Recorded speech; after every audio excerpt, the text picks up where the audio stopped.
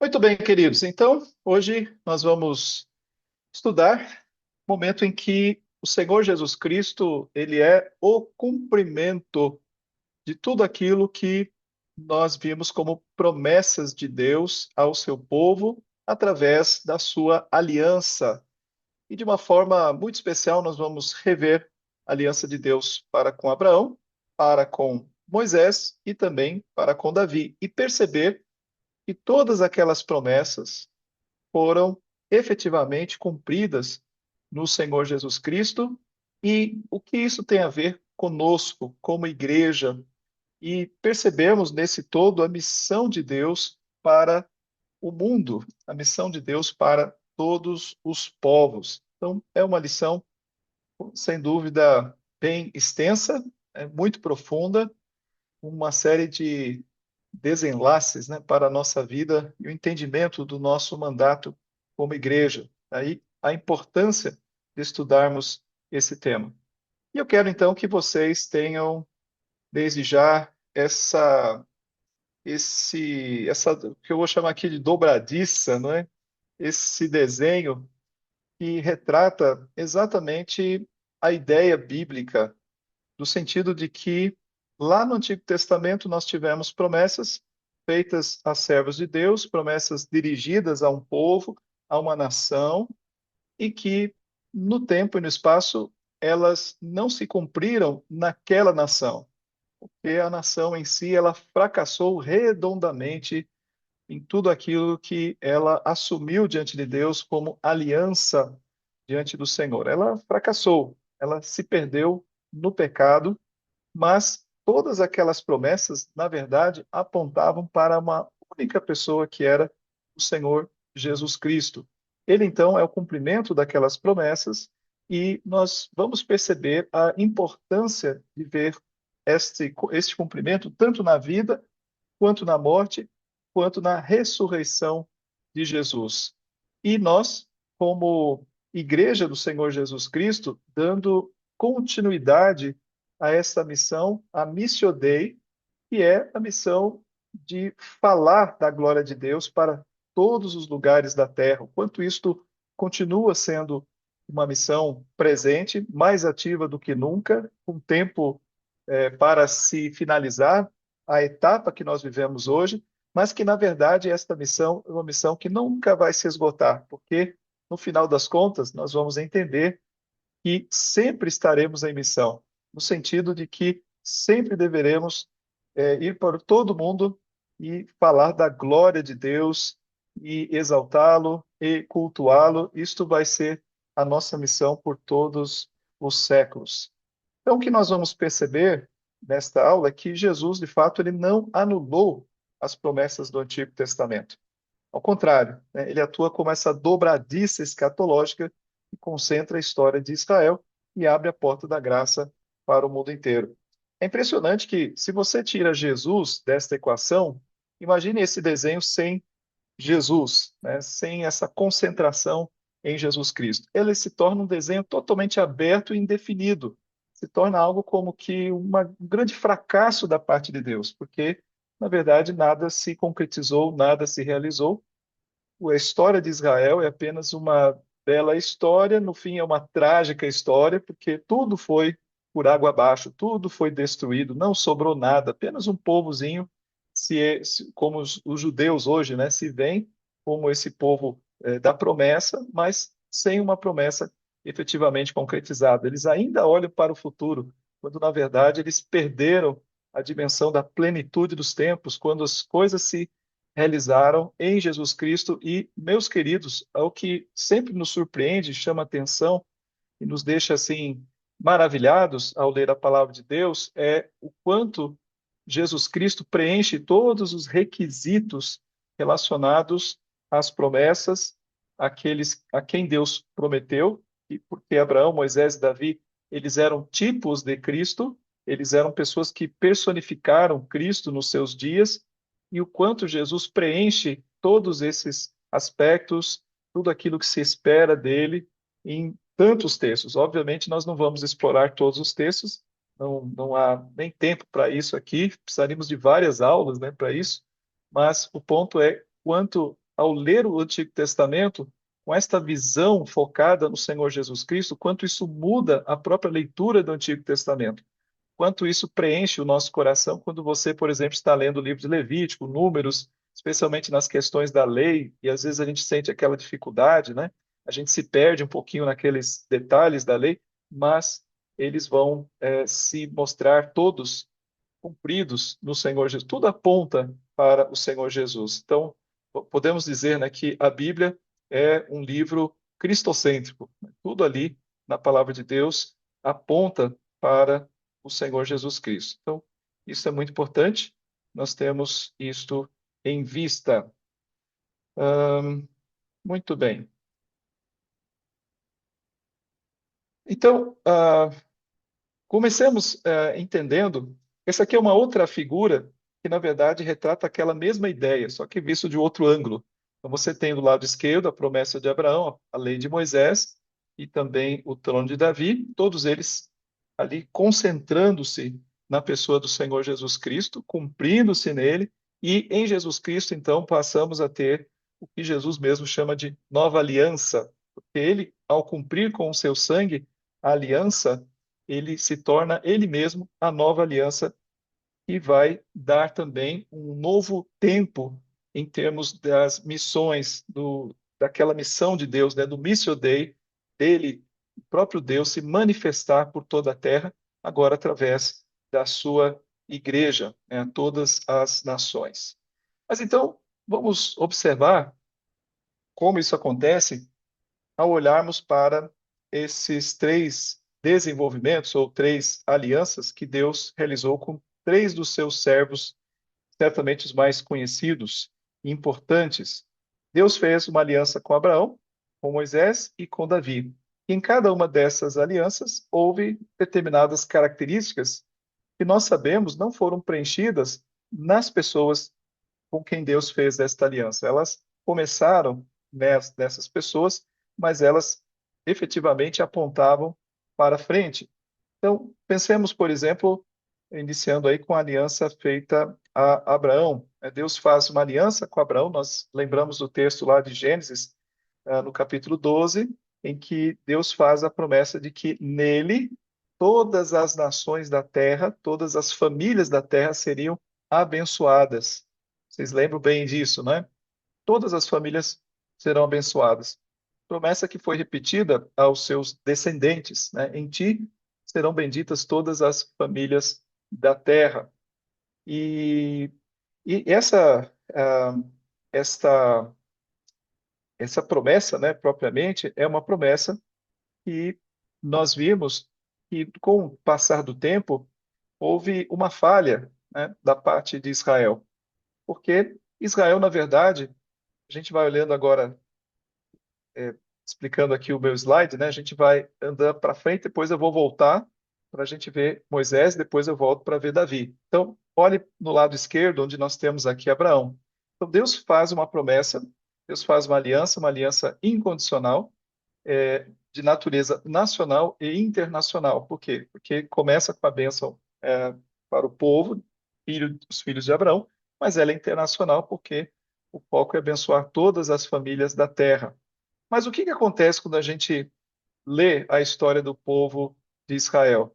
É que ela fracassa porque ela deixa de ser sujeito de bênção para se tornar objeto de maldição entre as nações devido ao cativeiro e opressão. Ou seja, Israel falha redondamente. Israel, ao invés de ser bênção para as nações ao seu redor, ela vai se tornar uma nação que dá mau testemunho, uma nação que não obedece ao Senhor, uma nação que, com uma série de reis, né, ele vai se perder no tempo e no espaço sem o cumprimento efetivo dessa bênção a todas as famílias da terra. Nós vimos na semana passada a história de Jonas, como Deus comissionou um profeta para sair ali do povo de Israel e quanto Jonas foi contrariado para fazer o seu trabalho lá em Nínive. Foi preciso uma intervenção de Deus para que ele chegasse até Nínive. Esse povo, que era o povo de Israel, ele se fechou dentro dele mesmo, né?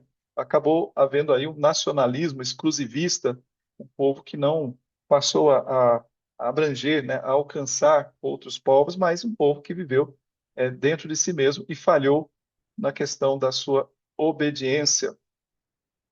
Ah, e então, dentro disto, nós podemos observar que, na verdade, naquilo que Abraão falhou, Jesus ele veio para realizar, veio para cumprir aquilo que Abraão falhou.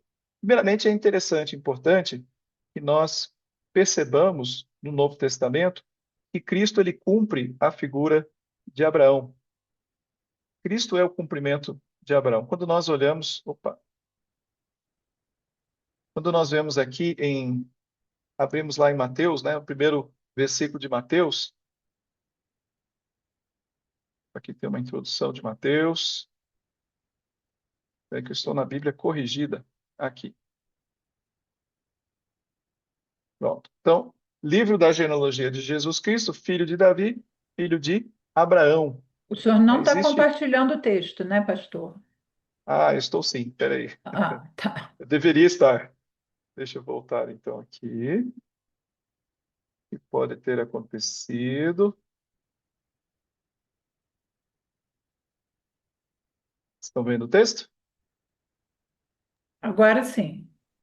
Ok. Então, Mateus capítulo 1, você tem ali, livro da genealogia de Jesus Cristo, filho de Davi, filho de Abraão. Então, o interesse de Mateus, como evangelista, que escrevia para os judeus, fazer esta conexão de que Jesus Cristo teria sido filho de tanto de Davi quanto filho de Abraão. Então, nisso nós já vemos o interesse de mostrar que ele era o cumprimento, ele era descendência esperada, tanto de Davi quanto de Abraão. Vamos olhar aqui também no versículo de número 17, a mesma ideia. De sorte que todas as gerações, desde Abraão até Davi, são 14. Então, a intenção do evangelista Mateus de pontuar que Jesus como filho de Davi. Vamos olhar um outro texto, Lucas, capítulo 1, versículo 54. Diz lá, aqui nós temos a oração de Maria, né, o Magnificat. Amparou a Israel, seu servo, a fim de lembrar-se da sua misericórdia a favor de Abraão e de sua descendência para sempre, como prometera aos nossos pais. Então, aqui ele olha Israel como sendo descendência de Abraão e da sua descendência, como prometera aos pais. A ideia é da importância que Abraão exercia dentro da visão do judeu dos tempos do Senhor Jesus e como Jesus, ele efetivamente foi este cumprimento.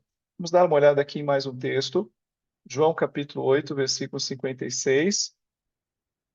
Diz o texto: Abraão, vosso pai, alegrou-se por ver o meu dia, viu e regozijou-se. Então, olha que interessante. Aqui é Jesus falando que Abraão, pela fé, viu o dia de Cristo, né, e regozijou-se por isso. Daí veio a pergunta, né? Como assim você ainda não tem nem 50 anos e fala, né, de ter visto ou convivido com Abraão? E aí Jesus responde que antes que Abraão existisse, eu sou. Ah, um outro texto que eu gostaria de ler, Atos capítulo 3, versículo 25, diz lá: Vós sois os filhos dos profetas e da aliança que Deus estabeleceu com vossos pais, dizendo a Abraão: a tua descendência serão abençoadas todas as nações da terra. Tendo Deus ressuscitado o seu servo, enviou primeiramente a vós outros para vos abençoar, no sentido de que cada um se aparte das suas perversidades. Aqui nós estamos no capítulo 3, o discurso de Pedro lá no templo. Então ele faz exatamente esta relação da promessa dita a Abraão e do seu cumprimento através de Cristo e de Cristo ressuscitado. Esse é um ponto muito importante dessa lição, é ver que a ressurreição de Cristo é que é o fator que define a vitória do Senhor na sua promessa, porque se Cristo não tivesse ressuscitado, todo aquele funil que se volta para ele simplesmente não existiria, porque ele não teria sido de forma alguma esperança, né, e não poderia abençoar todas as famílias da terra. Também Gálatas capítulo 3, versículo 16, ele diz assim: Ora, as promessas foram feitas a Abraão e ao seu descendente. Não diz e aos descendentes, como se falando de muitos, porém, como de um só, e ao teu descendente, que é Cristo. Olha isso. Ou seja, o descendente esperado era, afinal de contas, Cristo. Cristo é o descendente esperado, a promessa do descendente, ele é efetivamente aquele que virá, que veio, né, para abençoar os povos em cumprimento às promessas que foram feitas a Abraão. Então, esse é um dos mais importantes pressupostos, né, que nós encontramos em todos os 4 livros do Novo Testamento, nos evangelhos. E aí, um ponto importante também é percebermos, ponto importante é percebermos como Jesus Cristo abençoou as famílias da terra, como ele, no seu ministério, foi bênção também para as famílias. Veja, Jesus, ele rompe as barreiras, né? Jesus, ele não apenas é, vem para abençoar um povo só, que foi o povo de Israel. Ele veio para os seus, mas os seus não receberam. Mas a todos quantos o receberam, deu-lhes o poder de serem feitos filhos de Deus, a saber, aqueles que creem no seu nome. Então, lá no Evangelho de João, ele já começa mostrando que Jesus veio para o seu povo, mas com uma extensão dessa bênção para outros que ah, foram além do povo, porque o seu próprio povo rejeitou, mas outros o aceitaram. Mas não foi apenas, não foi uma questão acidental, né? Jesus veio para os seus não receberam, ele ficou decepcionado, e aí ele então sai da sua terra, né, e vai começar a pregar o evangelho para outros, quem sabe outros me aceitem. Não é nada disso, porque como vimos, isso já estava dentro dos parâmetros daquilo que Deus queria. Então, veja que, primeiro, vamos ressaltar aqui que Jesus quebra as barreiras geográficas. Ele ativamente vai para outras cidades. Lucas capítulo 4, versículo 43, nós vemos Jesus Cristo, o texto diz assim: veja que primeiro ele estava num lugar deserto, as multidões o procuravam e foram até junto dele, e instavam para que não os deixasse. Ele, porém, lhes disse: É necessário que eu anuncie o evangelho do reino de Deus também a outras cidades, pois para isto é que fui enviado. Então, isso mostra a extensão, que Jesus não veio para ficar num só lugar. Perceba que ali tem multidões o procuravam. Ora, se você quer ficar famoso, por que que você vai deixar essa multidão de lado, né, simplesmente e ir para outro lugar? Você fica com essa multidão, né? Seus fãs estão ali, né? Aquela multidão é lá que você vai formar aí, né, o seu séquito, os seus seguidores. Mas Jesus tinha uma missão e um tempo muito curto para o cumprimento da sua missão, e ele deixa essa multidão e parte para outras cidades, dizendo: Para isso é que foi enviado. E ele vai sair, né? Ele vai, aqui no caso, ele está pregando nas regiões da Judéia, mas Jesus também passa por Samaria, né? E vai para outras regiões que vão além, propriamente, do povo de Israel. Jesus quebra barreiras étnicas. Veja aqui que quando ele traz uma parábola, aquela parábola do bom samaritano, ele justamente quebra um paradigma ao falar bem e usar um samaritano como um exemplo de alguém que tinha agido corretamente. Né? Quem é o próximo? Né? Quem agiu corretamente? Foi o samaritano, não foi o fariseu, né? Não foi o levita, mas foi o samaritano. E Jesus, assim, vai quebrando essas barreiras étnicas. Cura o servo do centurião romano também, mostrando que o seu olhar não era apenas para o seu próprio povo. Também quebra barreiras sociais, jantando com os fariseus, que eram da elite religiosa. Veja que Jesus não faz, nesse sentido, ele não tem um preconceito também, no sentido de dizer assim: não, eu vim para os pobres, eu não quero saber dos ricos e nem dos poderosos, eu só quero saber de pobres, no sentido social. Não, ele esteve também com fariseus, ele falou com eles, os fariseus, inclusive, se tornam muito culpados porque viram Jesus, ouviram Jesus, estiveram com ele e, no entanto, rejeitaram. Ao mesmo tempo, Jesus esteve com publicanos. E publicanos é um sentido muito ruim para cobradores de impostos, né? Hoje em dia a gente tem uma visão de cobrador de imposto como, né, uma tarefa, né, um trabalhinho chato, né, trabalhinho ruim, alguém que cobra seus impostos. Mas naqueles dias a visão era bem pior, né? Porque o publicano ele era considerado praticamente um traidor da pátria, quando ele era um judeu que fazia esse trabalho. Era uma pessoa que era excluída da sociedade, era um aproveitador também, não muito diferente dos nossos dias, como alguns fiscais, né? Alguém que tirava dinheiro do povo, explorava as pessoas. Então, eles eram muito mal vistos. No entanto, Jesus esteve com Levi, Jesus esteve com Zaqueu, vocês lembram da história, e também com pessoas marginalizadas, com pessoas consideradas a escória da sociedade, prostitutas, pessoas que não deveriam, né, um rabi especialmente, se contaminar com essas pessoas, se aproximar delas, por causa da questão de pureza e impureza. Mas Jesus quebra essas barreiras, assim como ele quebra também barreiras religiosas, ministrando a mulheres, tocando leprosos, né? Ele cura leprosos, ele fala com a mulher, vocês lembram da mulher samaritana que, né, fica, de certa forma, fica impressionada ali em Jesus falando com ela. Então, tudo isso, e o Evangelho de Lucas, especialmente, mostra a importância que as mulheres tiveram no ministério de Cristo. Quando a gente lê o Evangelho de Lucas, a gente lê esse Evangelho com o nosso óculos ocidental do século XXI. E para nós é muito natural que Jesus, né, esteja ali convivendo com as mulheres e tal. Mas isso, para a época, isso quebrava qualquer paradigma. Isso chocaria, né, qualquer leitor homem vendo a importância que Lucas deu àquelas mulheres, inclusive sendo elas as primeiras a testemunhar a própria ressurreição de Cristo. Isso seria até um contrassenso se a história da ressurreição de Cristo fosse inventada, né? Você utilizaria homens que teriam peso de testemunho e não mulheres, cujo peso era nada naqueles dias. Então, nós vemos aqui Jesus quebrando várias barreiras. Então, note a ideia aqui dessa bênção, que ela é distribuída em todas as camadas, sejam éticas, geográficas, sociais e religiosas, né? Não existe um parâmetro, um limite para isso. E já vá se conectando à ideia de qual deve ser a tarefa da igreja. Nós fomos chamados, antes de sermos chamados também para o ID, necessariamente, nós fomos chamados também para sermos bênção, né?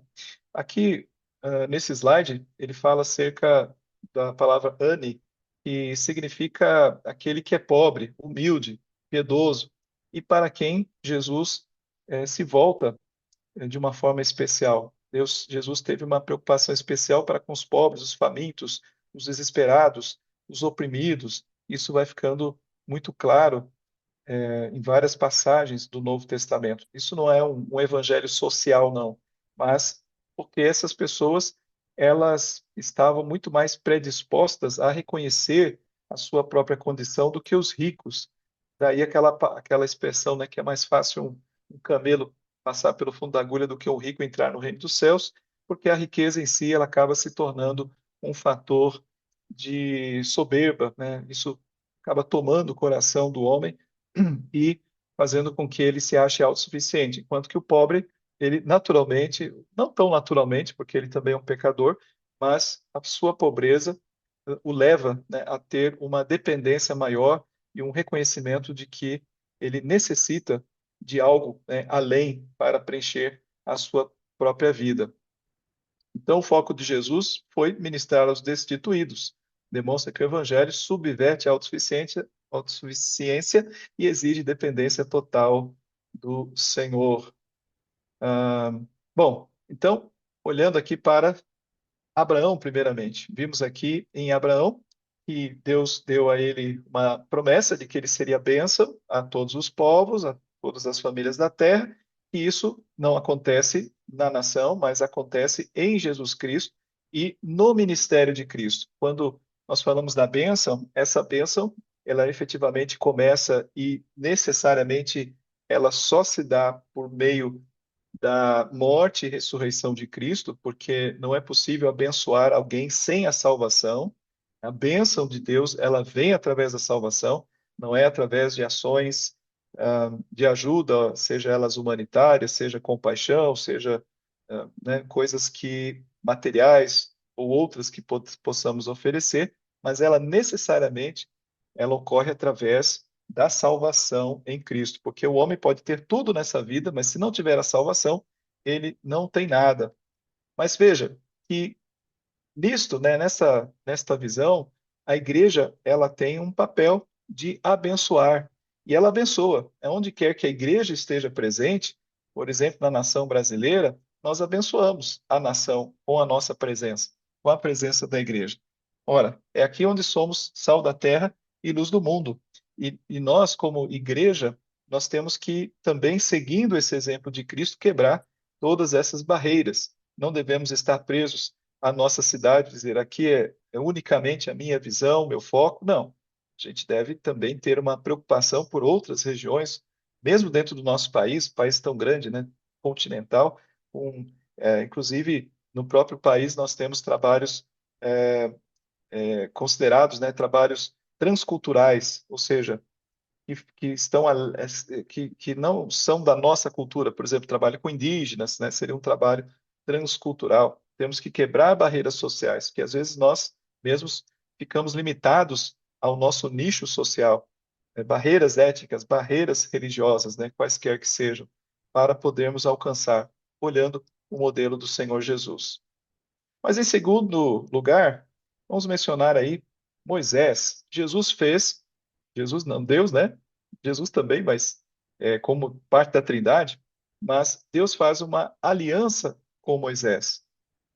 Deus faz uma aliança lá no Monte Sinai com Moisés, uma aliança que era, evidentemente, para todo o povo. E, e essa aliança, ela era um compromisso que envolvia dois participantes. De um lado, Deus, do outro lado, o povo. Deus se comprometeu a ser o Deus daquele povo.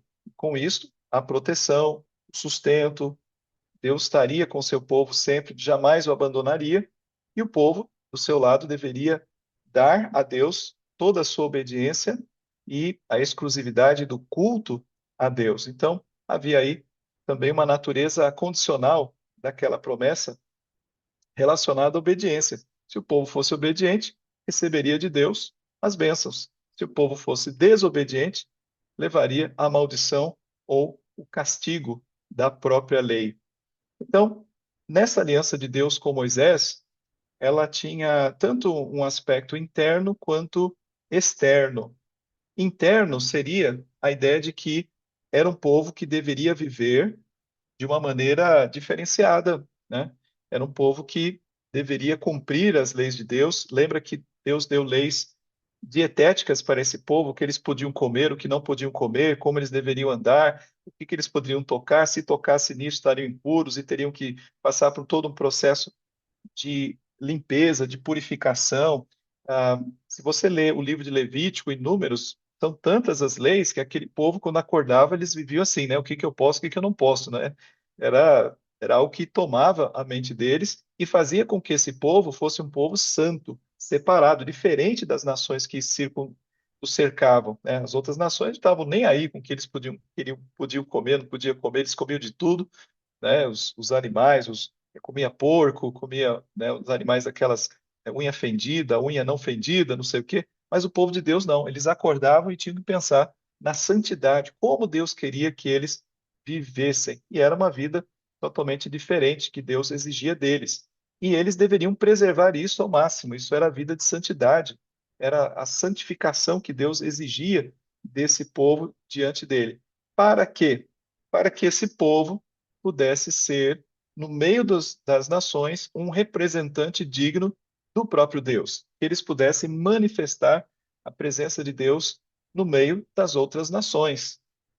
Veja que, na medida em que Deus está no meio do seu povo, através do tabernáculo, se manifestando ali, aquele povo de Deus deveria ser também, né, a representação desse Deus diante das outras nações.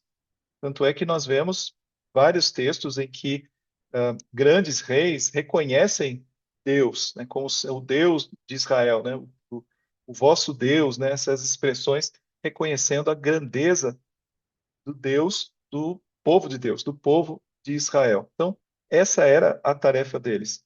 E mais, a tarefa desse povo era de ser a de um povo sacerdote, né? Esse povo, eles deveriam ser como que sacerdotes do mundo. Havia no meio do povo pessoas designadas como sacerdotes. O que que era isso? Eram aqueles que fariam a ponte entre os adoradores do povo e a adoração feita a Deus ali no tabernáculo. Então, nós temos a tribo de Levi, daqueles que de onde vinham os sacerdotes, e os sacerdotes faziam essa ponte. Mas todo o povo de Deus era como que um representante, né, de Deus diante de todo do mundo todo, né? O mundo deveria ver, ah, o mundo deveria ver esse povo como esta representação de Deus.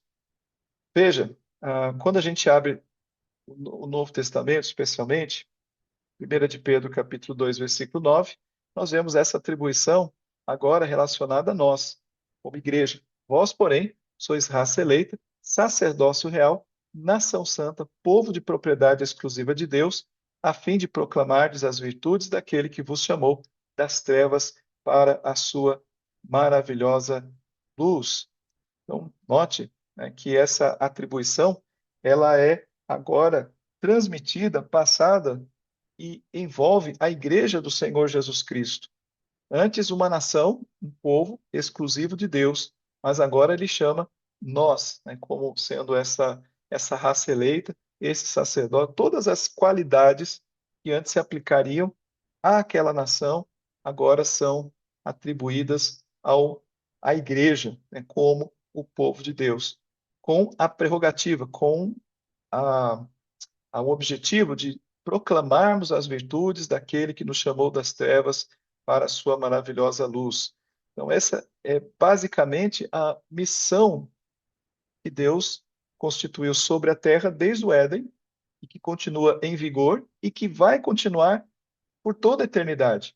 Há um aspecto importante dessa aula, é percebermos que essa missio Dei, ela não termina com a vinda de Cristo, ela continua, porque nós vamos lá na eternidade, novos céus e nova terra, continuarmos proclamando as virtudes, né? A gente vai continuar, só que a diferença é que os ouvidos que vão ouvir dessas virtudes vão ouvir com o coração, mente aberta e vão louvar conosco, porque todas as tribos, línguas e nações que lá estiverem estarão com a mesmo espírito, né? A mesma alegria, o mesmo propósito, também reconhecendo as virtudes daquele que nos chamou das trevas para a sua maravilhosa luz.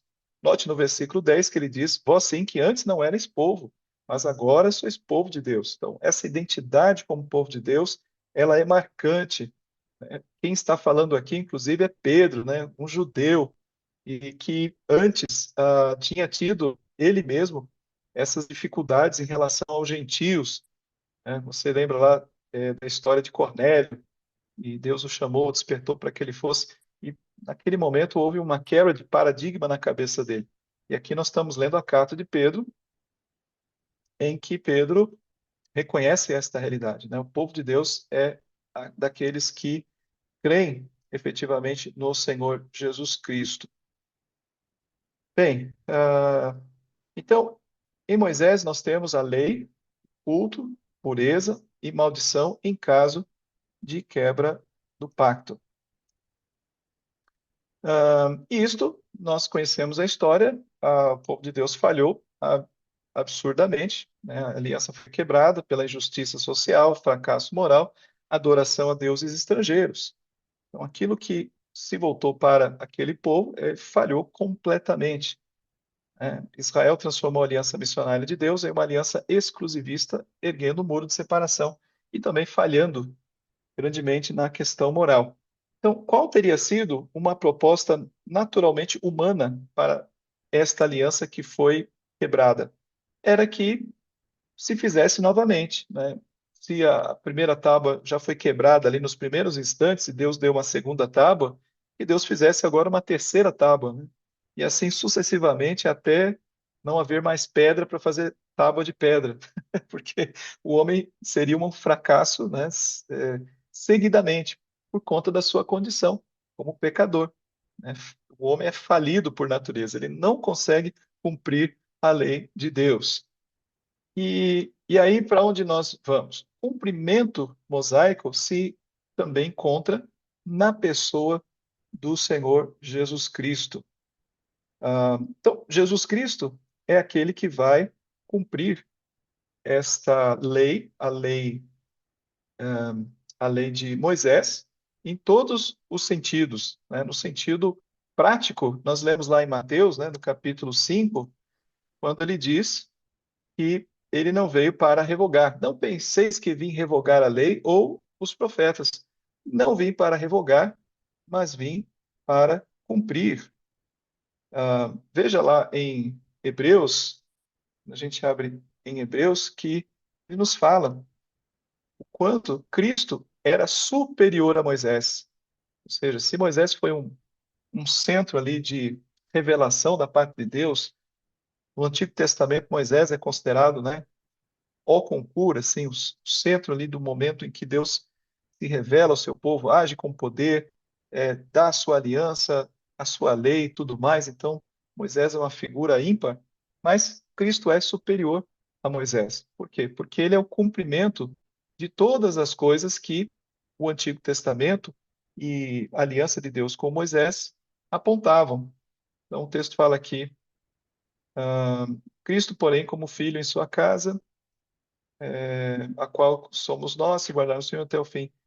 Nós vamos, olhando aqui, por exemplo, esses versículos primeiros, né, nos mostram dessa realidade, né, de Moisés, que recebeu honra, era um homem fiel, mas Cristo, porém, ele é superior a Moisés. Então, a aliança com Cristo, ela é superior. Se a gente abrir, por exemplo, Hebreus também, 8:6 diz lá: Agora, com efeito, obteve Jesus ministério tanto mais excelente quanto ele é mediador de superior aliança, instituída com base em superiores promessas.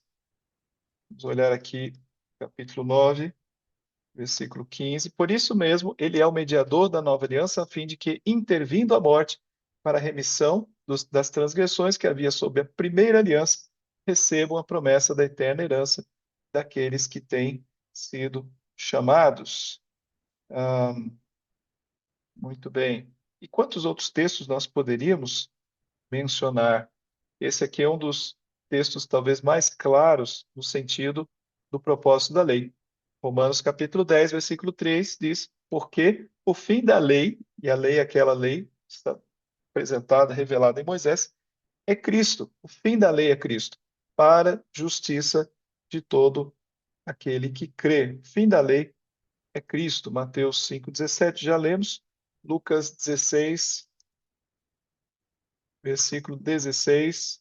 A lei e os profetas vigoraram até João, desde este tempo vem sendo anunciado o evangelho do reino de Deus, e todo homem se esforça por entrar nele. E é mais fácil passar o céu e a terra do que cair um tio sequer da lei.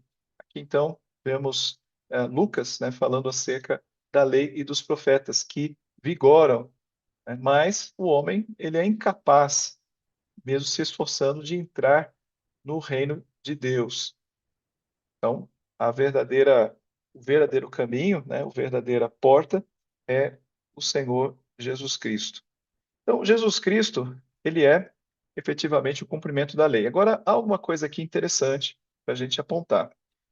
Veja, Gálatas 3:13 diz lá: Cristo nos resgatou da maldição da lei, fazendo-se ele próprio maldição em nosso lugar, para que a bênção de Abraão chegasse aos gentios. Então, veja que ele nos resgata. Que maldição é essa? É a imposição da lei de ser cumprida. A lei existe para ser cumprida.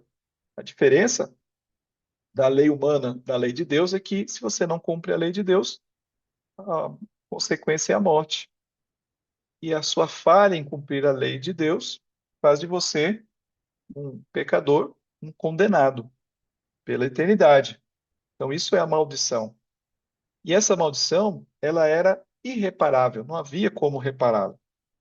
Note então que a crucificação de Cristo, ela vai ser o centro do cumprimento da lei mosaica, porque ninguém conseguiu cumprir esta lei a não ser o Senhor Jesus. Ele a cumpriu perfeitamente. Como nós vimos lá no texto de Mateus, ele diz, ele veio para cumprir. E de fato ele cumpriu perfeitamente. Então, ele obteve dessa forma a condição de poder nos representar, porque ele era perfeito, o Cordeiro de Deus, que não tira, que tira o pecado do mundo, era aquele que era perfeitamente puro, sem pecado, sem mácula. Essa era uma exigência para que Jesus pudesse nos resgatar da maldição da lei. E que ele, nesta condição, aceitasse sofrer todas as consequências da maldição da lei sobre ele mesmo. Isto para o apóstolo Paulo foi uma dificuldade muito grande de entender, e por esta razão, antes de ser Paulo, quando ele era Saulo, ele perseguia a igreja. Por quê? Porque na mente judaica e na mente de um homem que cresceu ali nos estudos farisaicos, né? Para ele, ele considerava o texto de Deuteronômio 21, 23, e diz que maldito é todo aquele que for pendurado no madeiro. Então, para eles, era uma blasfêmia entender que os cristãos afirmavam que Jesus, tendo sido morto no madeiro, ele era Deus, ele era o Filho de Deus, ele era o Messias.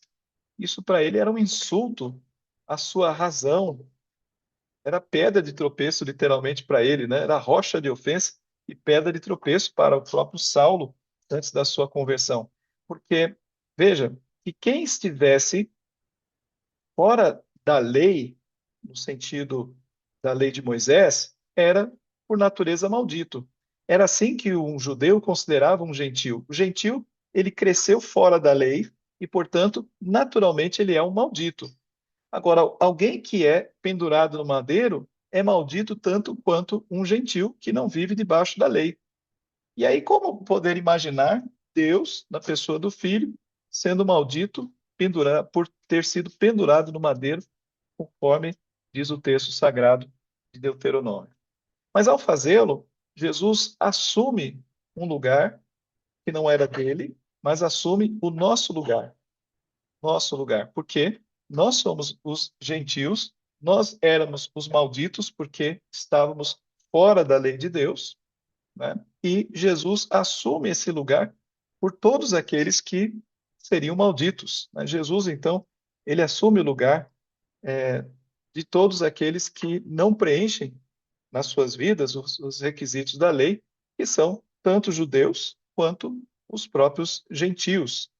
Depois isso vai ficando mais claro e o apóstolo Paulo vai mostrar que ele entende e ensina, né? Passa a ensinar essa condição. Todos pecaram, né? Não há justo nenhum sequer, né? Tanto judeu quanto gentio, todos estão debaixo da mesma condição e não é por observar a lei, mas sim pela fé, pela justificação, pela fé que eles podem ter efetiva paz com Deus. Então, a lei do Sinai, ela exige pureza e obediência total. O gentil, por natureza, ignora a lei, logo, ele está debaixo da maldição. A cruz, né, Deuteronômio fala que é maldito aquele que for pendurado no madeiro, por isso, isso é uma morte impura e contaminada, absurda, do ponto de vista de um judeu.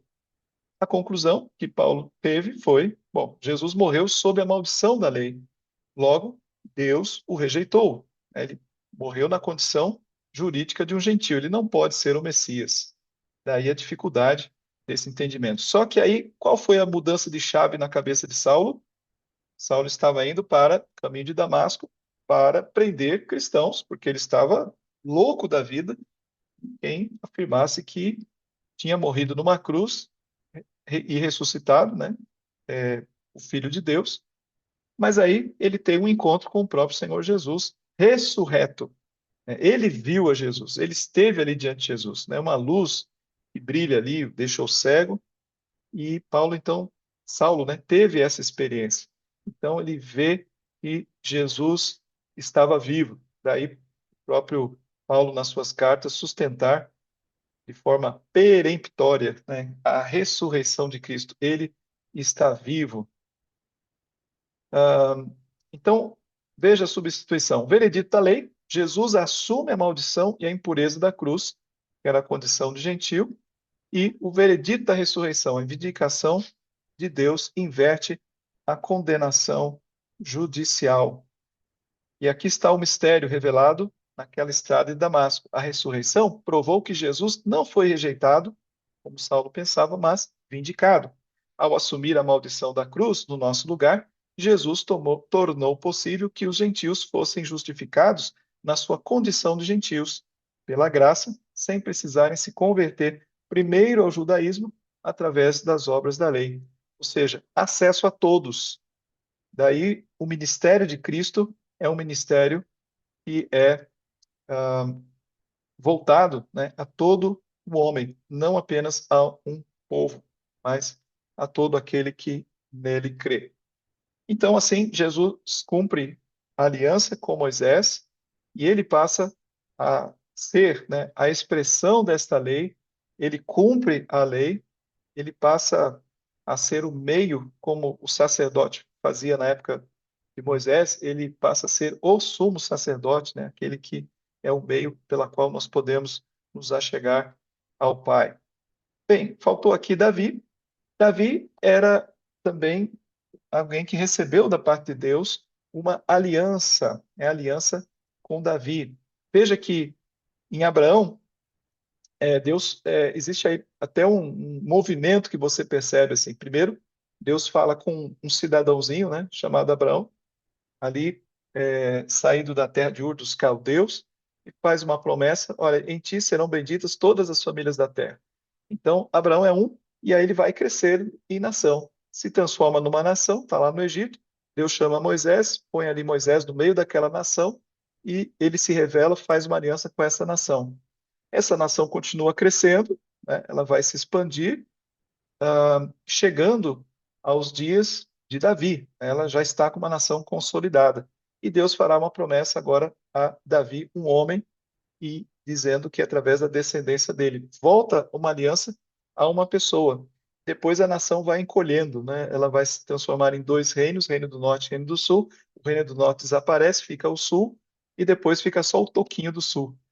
Então ela quase desaparece se não fosse a aliança de Deus com um homem que foi Davi. Bem, em Davi, então, nós temos uma nova fase aí. E Jesus também, ele vai cumprir a esperança que houve em Davi. Davi teria um reino eterno de justiça e equidade e também seria luz para as nações. Mas o que vimos em Davi é também uma sequência de reinados desastrosos. A partir do próprio Salomão. Salomão já começa pisando na bola, cometendo, apesar de ter sido uma pessoa sábia usada por Deus, ele não usou toda a sabedoria e acabou se perdendo, e o reino daí para frente começou a ter vários altos e baixos, e mais baixos do que altos, né? E o trono acabou sendo perdido. A nação aguardava um descendente fiel que pudesse restaurar o reino. Desde aquela época, o povo de Deus sempre aguardou alguém que viesse para restaurar o reino de Davi. Essa sempre foi a esperança. Ele virá para restaurar o reino de Davi. Bom, e aí, quais eram as marcas do reino eterno e que se cumprem no Senhor Jesus Cristo? Nós vemos que Davi, como rei, recebeu a incumbência da construção da casa de Deus.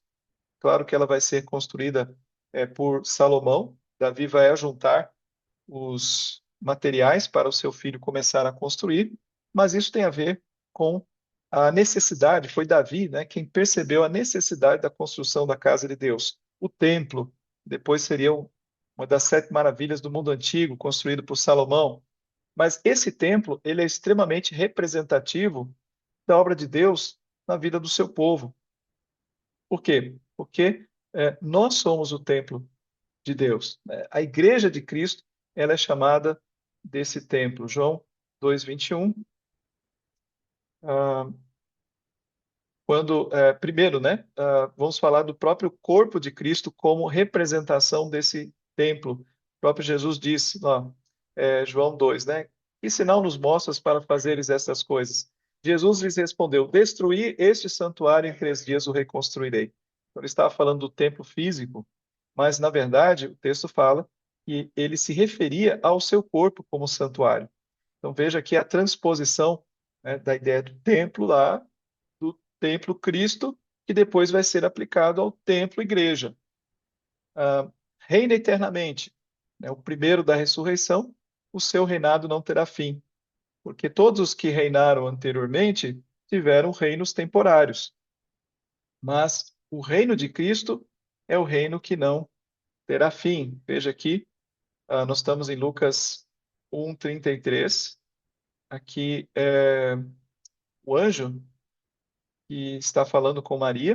Então ele diz: Esse será grande, será chamado Filho do Altíssimo. Deus, o Senhor, lhe dará o trono de Davi, seu pai. Ele reinará para sempre. Note, né, numa mesma frase, o trono de Davi, seu pai, né? Deus dará o trono de Davi, seu pai, e ele reinará para sempre. Então aqui o anjo deixa muito clara a ideia desse cumprimento que dessa promessa a Davi, Jesus seria esse cumprimento. Ele é o Filho de Deus, designado Filho de Deus com poder pela ressurreição. E nós temos inúmeros textos do Novo Testamento, nós não vamos lê-los agora, mas que apontam a Jesus como sendo o Filho de Deus, né? Várias vezes se referindo desta maneira. Aquele que exerce misericórdia e justiça, ou seja, que julga com equidade. E eu queria dar uma passada aqui no Salmo 72. Salmo 72, Salmo de Salomão, e é um salmo que fala de um rei justo e o seu reinado eterno. Ele fala, olha, concede ao rei, ó Deus, os teus juízos, e a tua justiça ao filho do rei, julgue ele com justiça o teu povo, os montes trarão paz ao povo. Você vai percebendo que ele não está falando de um rei comum. Floresça os seus dias o justo, domine ele de mar a mar e desde o rio até os confins da terra.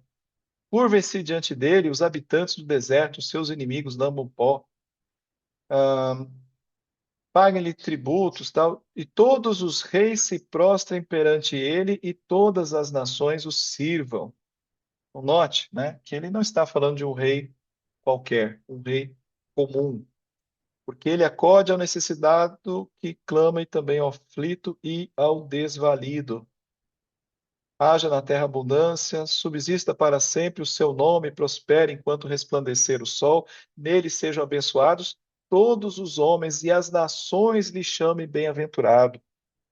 Bendito seja o Senhor, o Deus de Israel, que só ele opera prodígios. Bendito para sempre o seu glorioso nome, e da sua glória se encha toda a terra. Amém, amém. Então, esse reino é um reino de justiça e misericórdia e um reino de abrangência global. Atos capítulo 13, versículo 47. Atos 13, 47.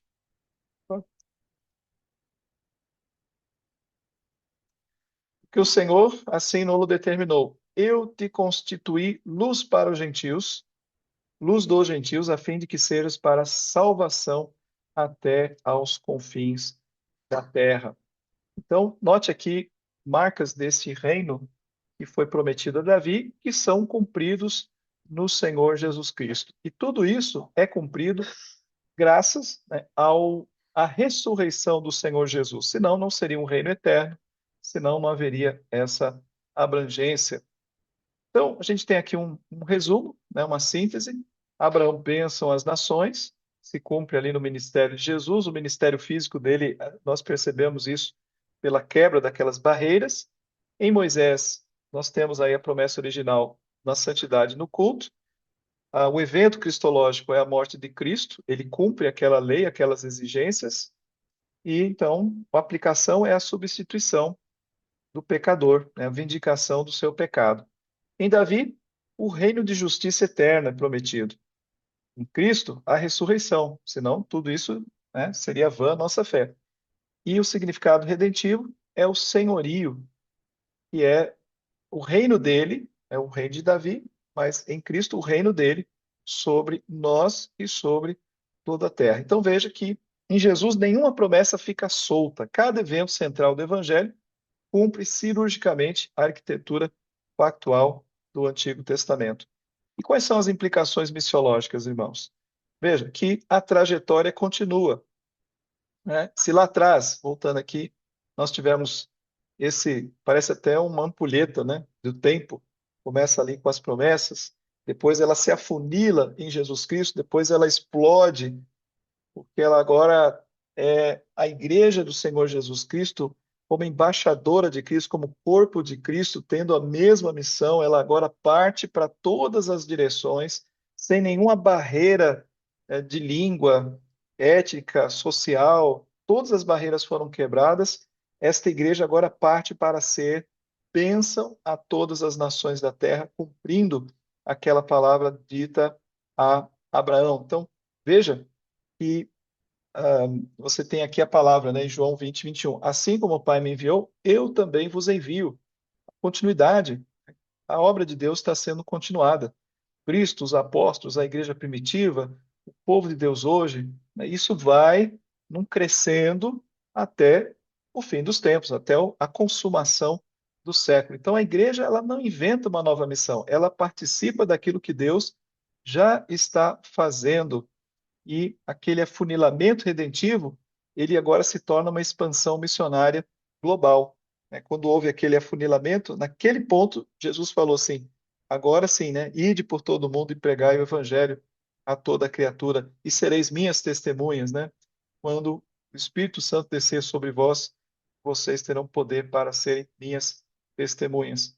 Vemos aqui a eclesiologia abrâmica, é o povo abençoador. Nós saímos agora para abençoar povos de regiões diferentes, nichos diferentes, sociais e né, etnias e culturas diferentes, quebrando todos os muros de inimizade. Essa é a grande tarefa do Evangelho. Veja que interessante quando a gente, por exemplo, faz uma comparação com o islamismo. O islamismo, onde ele passa, ele, ele tem uma cultura própria, né? Ele faz com que as pessoas passem a se vestir como os povos islâmicos. Você começa a usar uma turba. Quanto mais islâmico você for, mais você vai se vestir, vai se caracterizar. O povo cristão não. A gente atravessa essa barreira e você se veste de acordo com a sua etnia, mas você adora ao mesmo Deus. Como espelhando Moisés, nós hoje somos o povo intercessor. Veja a importância disso, né? Nós obedecemos, vamos. Você lembra que havia dois aspectos, interno e externo. O interno era a obediência à lei, o externo era a nossa relação com os povos como somos sacerdotes, né? Hoje, como sacerdotes, perdão, né? Hoje nós somos o sacerdócio real de Cristo e nesta nossa tarefa, nós devemos orar por todos os povos, devemos assumir, né, esse papel de intercessão. Lembre-se quantas passagens na Bíblia falam acerca de intercessão. Paulo fala que devemos orar pelos reis, né, para que haja paz, né, e somos, então, chamados para exercermos esse sacerdócio real. E vivemos a via crucis. Que sentido? O sentido de exercermos o nosso sacrifício, tomarmos a cruz de Cristo, né? É lutarmos contra o pecado, é a morte contínua contra o pecado, mortificando a nossa carne e vivendo na plenitude e suficiência do Espírito Santo para o serviço a Deus. Não há missão sem sacrifício. Participar da missão do Senhor envolve sacrifício. E aqui, finalmente, espelhando Davi como templos do Espírito Santo, temos aí uma, uma identificação, né? Somos templo do Espírito Santo, fomos adotados por Deus, somos filhos de Deus, exercemos e devemos exercer justiça, porque fazemos parte desse reino de justiça, com uma abrangência global, né? E uma tarefa que é eterna, que a missão ela não termina. O fim, né, e a eternidade da missão. A missão não termina quando Jesus retorna, ela transiciona. O objetivo supremo da missão é a adoração universal ao Cordeiro.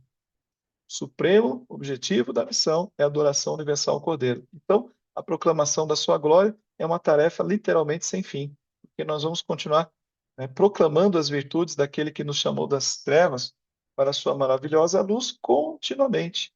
Hoje nós estamos numa fase temporal, até que ele venha. Então, muitas coisas que vão funcionar naquela realidade escatológica chamada de já e ainda não. já desfrutamos de muitas promessas de Deus na nossa vida, mas ainda não todas. E esse ainda não consta muitas coisas ainda para acontecer. Então, é uma fase temporal. Estamos na grande comissão. Precisamos implantar igrejas, plantar igrejas, sair, né, das nossas, é, do nosso lugar de acomodação, pregar o evangelho. Precisamos pregar continuamente. E na fase eterna haverá uma realidade que Apocalipse capítulo 7, versículos 9 a 10, retrata muito bem. Ele diz: Depois disto vi, e eis grande multidão que ninguém podia enumerar, de todas as nações, tribos, povos e línguas, em pé diante do trono e diante do Cordeiro, vestidos de vestiduras brancas, com palmas nas mãos, e clamavam em grande voz, dizendo: Ao nosso Deus que se assenta no trono e ao Cordeiro pertence a salvação.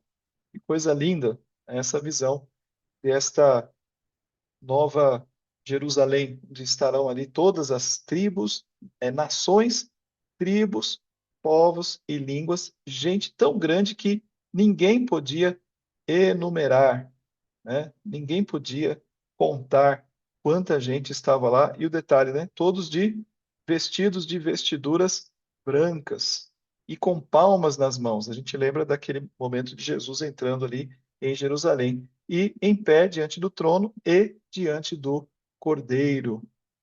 Que cena maravilhosa. É uma cena apoteótica, né? A cena do povo de Deus diante do Senhor. Então somos o povo, veja a síntese aqui, né? Aliança Abrâmica, somos o povo abençoador, somos o povo intercessor e somos o povo do reino, né? Em razão dessas alianças, estas são as consequências.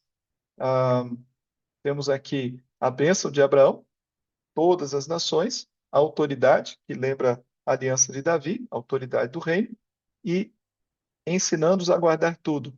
Faz parte aqui da lei de Moisés, né, que deve ser estudada, guardada e ensinada.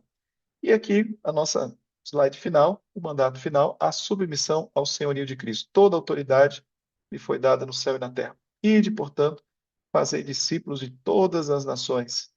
E esta é a missão, né? A missão é a submissão de todas as facetas da vida humana ao senhorio de Cristo. Emmanuel, Deus conosco até a consumação dos séculos. Amém? Que Deus assim nos abençoe e nos faça participar ativamente, alegremente desta missão que o Senhor instituiu e nos colocou nela para participarmos, né? Isto é que é privilégio, isto é que é responsabilidade que o Senhor nos dá. Amém.